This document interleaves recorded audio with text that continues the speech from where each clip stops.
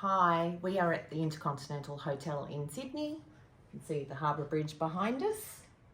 We actually did the climb yesterday and can highly recommend it. Beautiful winter's day in Sydney.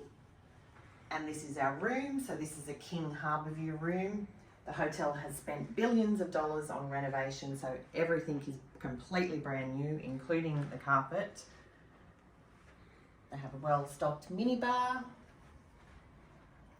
and cold minibar as well as the coffee machine. And don't forget the all-important robes.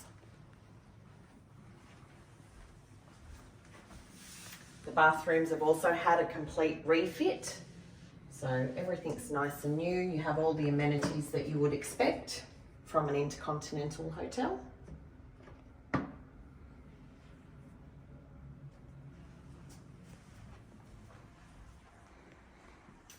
They're very comfortable, worldly journeys. Highly recommends the Intercontinental Sydney.